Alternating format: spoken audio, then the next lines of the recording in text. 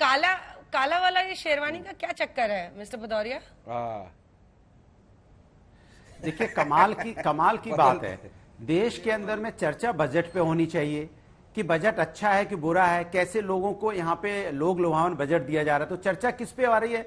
कौन शेरवानी पहन के आया है, कौन कुर्ता पाजामा पहन के आया है, कौन सदरी पहन के आया है, कौन धोती कुर्ता पहन के आया है। ये चर्चा का विषय है क्या? अंजना जी, मैं आपसे पूछना चाहता हूं, कपड़े पहनना किसी के चर्चा का विषय हो जाएगा क्या? कपड़ा पहनना तो चर्चा का विषय नहीं होना चाहिए। बजट का दिन है भाई, लखनऊ का इसको हम कहते हैं अवध में इसकी तो एक फैशन है शेरवानी पहनना। अवध के लोग इसको अपनी माने कहते हैं ना कि फैशन की तरह पहनते हैं, तो उसको पहनना कौन सी बड़ी चीज है भाई? हमने शेरवानी पहन ली, कभी सदरी पहनेंगे, कभी कुर्ता पजामा पहनेंगे, कभी यहाँ पे पैंट शर्ट पहना जाएगा। तो क्या कपड़ों पे चर्चा करेंगे हम लोग, या देश के असली मुद्दों को छोड़ देंगे? महंगाई, बेरोजगारी, महिला अत्याचार या विकास की राजनीति छोड़ के हम लोग इस पे बहस करेंगे किसने क्या कपड़े पहने? अरे विधानसभा में 400 से ज्यादा विधायक हैं, कौन क्या कपड़ा पहन के आया था? अगर कैमरा घुमा के देख लीजिए तो सबके कपड़े अलग अलग है। तो आप क्या कपड़ों पे ही चर्चा करेंगे? देश की क्या हो गया इस देश को? अंजना जी, देश कहां जा रहा है? ये बीजेपी देश को कहां ले जाना चाहती है? क्या चर्चा नहीं आप रंगों पे होगी, कपड़ों पे होगी?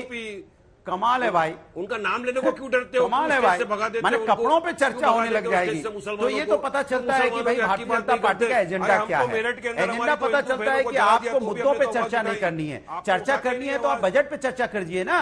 आपको चर्चा करनी है बजट अच्छा था बुरा था, आइए उस पर चर्चा करते हैं कि पिछला जो आपने बजट पेश किया था उसका कितना परसेंट आज तक आपने उत्तर प्रदेश में खर्च किया, और जो नया बजट लेके आए इसका कितना परसेंट आप खर्च कर पाएंगे? आइए इस पर चर्चा करते हैं। आज तक की रिपोर्ट है कि पहला जो बजट था जिसमें 6,15,000 करोड़ रुपए आपने बजट पेश किया था, जिसमें कितना परसेंट आप खर्च कर पाए? अगर हम हमारे पास आंकड़े तो मैं आंकड़े पढ़ के बता सकता हूं। अनुराग जी, आप मत भिड़िए।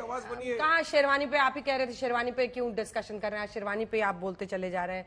अब बोला कुछ विधायकों ने जो समाजवादी पार्टी के थे, उन्होंने कहा कि हमारा मन आया तो हम सब ने काली शेरवानी पहन ली। लेकिन सवाल संगीत रागी जी ये है, संगीत रागी जी, सवाल ये है कि विपक्षी एकजुटता अगर होगी तो मतलब अगर 40% और उसके आसपास बीजेपी के पास वोट है तो बाकी के जो फीसदी वोट है इस देश में वो सरकार के खिलाफ जाएगा और वहां से एक बड़ा मौका आएगा विपक्ष के लिए। रागी साहब,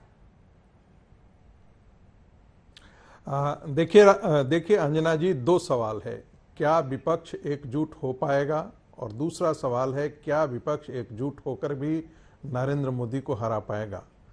विपक्ष एकजुट इसलिए नहीं हो पाएगा, विपक्षी एकता के लिए बहुत आवश्यक है कि कोई एक ऐसा बड़ा मुद्दा हो जो एंकर की तरह सारे विपक्षी पार्टियों को एक साथ लेकर के आए।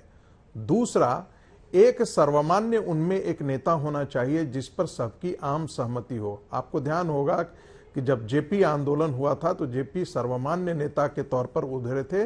राइट विंग, लेफ्ट विंग, सारे जितने पार्टियां थी, जितने घटक थे, वो सारे जेपी के साथ आकर के खड़े हुए थे। जब विश्वनाथ प्रताप सिंह का नेतृत्व आया तो उस समय राइट और लेफ्ट सारे एक साथ आकर के, और 2004 में क्या हुआ? मुझे अपनी बात कहने दीजिए। देखिए, 2004 में कोई विपक्षी एकता हो, हाँ बिल्कुल। तो जब तक विपक्ष एकता की मुझे कोई ऐसी संभावनाएं दिख नहीं रही हैं, क्योंकि यहां पर जितने क्षेत्रीय घटक हैं सब अपने आप में स्वयंभू हैं और सब प्रधानमंत्री के दावेदार हैं। दूसरी बात, क्या विपक्षी साथ रह करके भी नरेंद्र मोदी को हरा पाएंगे? आप जरा अंदाजा लगाइए कि 6 ऐसे राज्य हैं जहां कांग्रेस पार्टी को शून्य बटा सन्नाटा है। त्रिपुरा में अकाउंट ही नहीं खुलता है। कैलकाटा जो है, कई ऐसे राज्य हैं जहां विधानसभा में उनके अकाउंट ही नहीं खुल पाए हैं। कांग्रेस एक ढंग से क्षेत्रीय दल के रूप में आ गया है। इसके अतिरिक्त यदि आप लोकसभा का पिछला चुनाव देखेंगे तो ऐसी 2 राज्य हैं जहां से कांग्रेस को 23 प्रतिनिधि हैं, वो इस बार और भी कमने वाले हैं वहां से। और ऐसी स्थिति में मुझे नहीं लगता है कि कांग्रेस अपने 52 और 54 का आंकड़ा भी आने वाले लोकसभा चुनाव में पूरी कर पाएगी या नहीं। भारत जोड़ो यात्रा एक पानी पर लकीर खींचने जैसी है। बेशक राहुल गांधी इतनी दूर चल चुके हों, लेकिन इससे संगठन को कोई बड़ी ताकत मिली हो, ठीक है। मुझे ऐसा नहीं है। एक चौथी बात, विचारधारा, अपनी ठीक बात है। खत्म कर जी, देता हूं। जी, हाँ, बोलिए। राष्ट्रवाद, बस 10 सेकंड में अपनी बात खत्म करूंगा। बोलिए। 10 सेकंड में। बोलिए।